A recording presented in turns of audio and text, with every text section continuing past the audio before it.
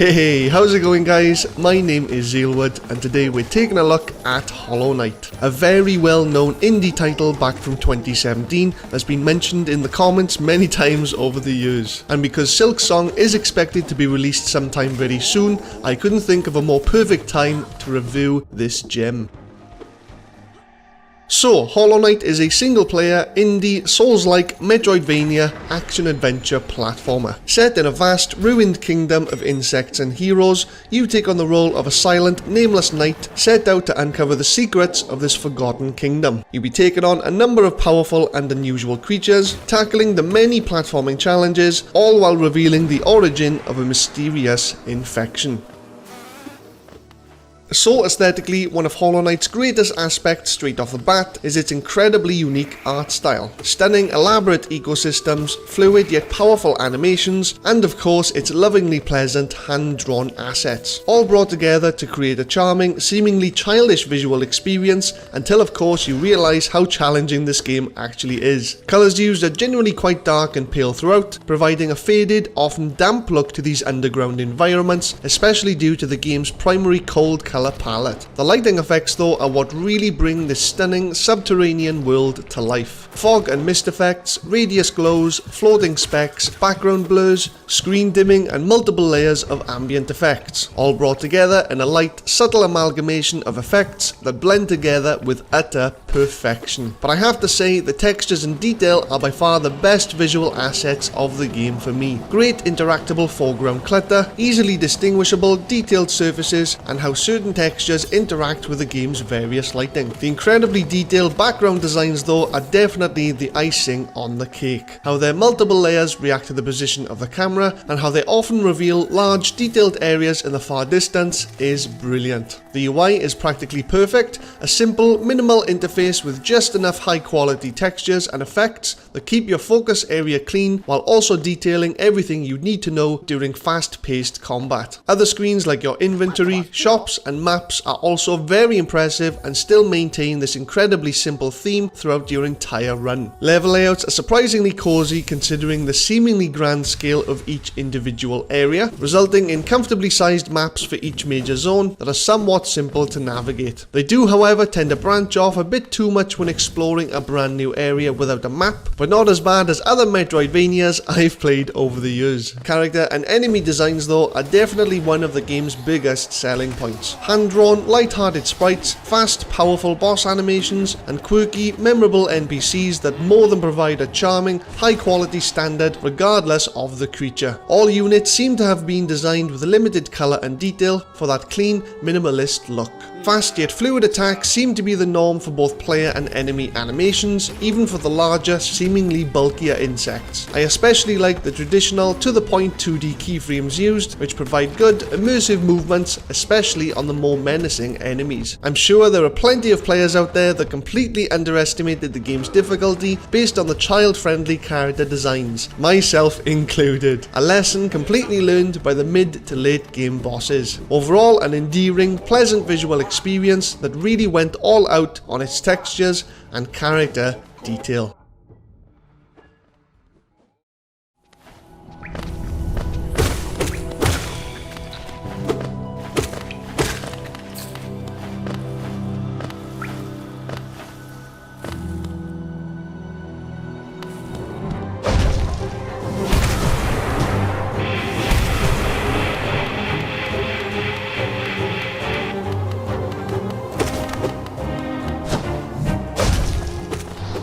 The OSTs of Hollow Knight are very nice. Orchestrated SFX sounds and very occasional vocals used to create calm, atmospheric, high reverb tracks that definitely provide a light, delicate yet lonely ambience to pretty much all areas of the game. Each track uses high, looming, drawn out notes regardless of your location and always seem to maintain a minimal, simple selection of chords for both main and background sounds. Combat tracks are often subtle remixes of an area OST, except with added sounds or a faster tempo. Boss tracks, however, are far more upbeat when compared to the exploration tracks, but still manage to commit to this light, lonely theme. A very impressive concept that ties into the game's lore and gameplay very well. Everything else sound related, like attack sounds, enemy sounds, underfoot textures and more, are amazing. Ambient sounds are especially immersive, completely vary depending on your location, and more than add to the specific area soundtrack you hear at the time. You also get the occasional voice acting in the form of incomprehensible gibberish to provide an added touch of personality to each friendly NPC. Definitely an impressive soundtrack standard that truly defines the word quality.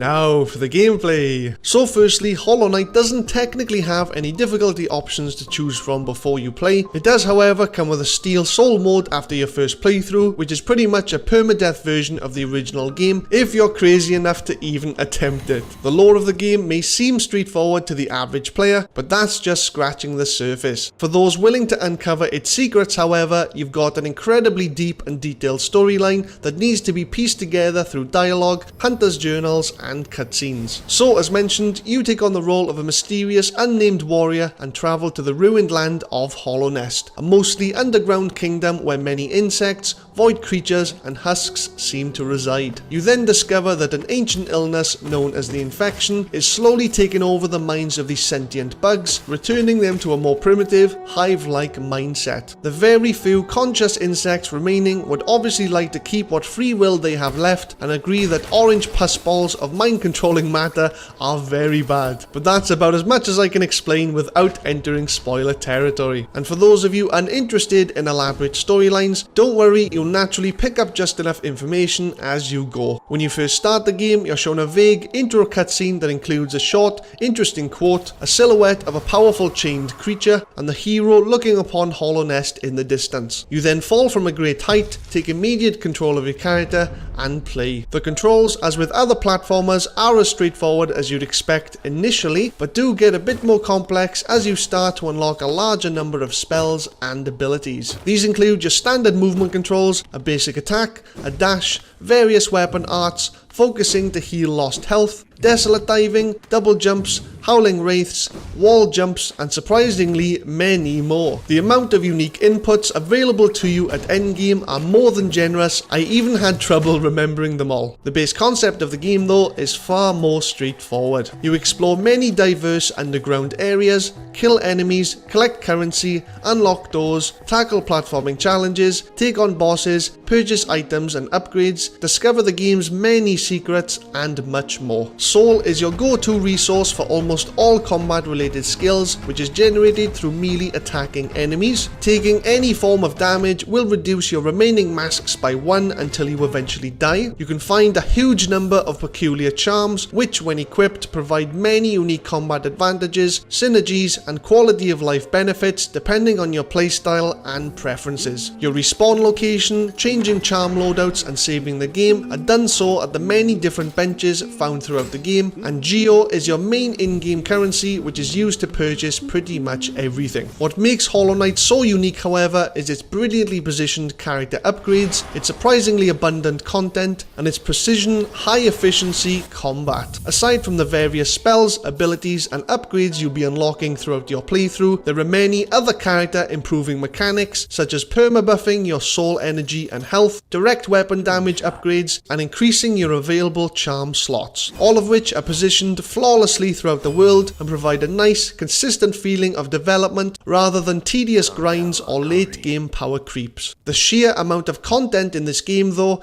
is crazy, whether you're backtracking during the mid-game, completing all optional objectives, or simply wandering around aimlessly. There are mini bosses, collectibles, platforming challenges, and secrets literally everywhere. And the best part is the dream nail. The amount of extra bosses this thing allows you to take on throughout the world is nuts. nuts, especially the stronger, more aggressive versions of bosses you've already beaten, which funny enough brings me to the game's combat. Well-timed precision strikes, seamless dodges, and plenty of trial and error are needed in order to beat this game's many enemies and bosses. A lot of them are surprisingly agile, attack very quickly, and follow a series of movement patterns you're pretty much forced to learn in order to actually beat them. It doesn't help either that healing takes a long time during fast-paced combat, and dying removes all your current geo and gives it to a shadow version of yourself which you need to relocate and kill in order to get it back. A gameplay style I find both satisfying and intense, especially for a seemingly harmless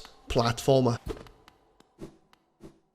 So for the ultimate question, is it worth your time? The sheer level of production quality gone into the creation of Hollow Knight is simply incredible. Its exceptionally simple concept, formidable yet rewarding combat, and expertly delivered Metroidvania experience though have more than defined this indie title as a modern day classic. I'm going to give this game a 4.5 star or 88 out of 100. I love the powerful boss attack animations combined with the many on-screen effects to ramp up their intensity. I really love how enemy sprites transform into stronger, more aggressive versions as the infection begins to spread. I love how bosses occasionally give you a moment of respite to focus your health back when they take enough damage. I love the game's surprisingly high difficulty, its fun and simple collectibles, its quirky art style, and how long ventures underground really make you enjoy your journey back to spend your collected geo. If I were to nitpick, however, I didn't really like how the overhead and down air attacks felt when attacking enemies. I found that the dream and infection storyline concepts were a bit too separate as opposed to seemingly blending together. The map system was a bit troublesome when you couldn't find the map seller in a brand new area, and the fact that your melee attack specifically is a single, simple swing for pretty much the entire game until you eventually unlock a handful of weapon arts towards the end. But although this is the case, the amount of boss fights available, creative charm and spell synergies, and end game optional content is incredible, and for many people easily pushes Hollow Knight into fan favourite territory. Well guys, I hope you enjoyed the video. If you did, leave a like, subscribe if you want to see more games I'll be reviewing in future, and be sure to keep an eye out for my Silk Song review, because rest assured I will be making many references to this video. But as always, all the best guys, take care.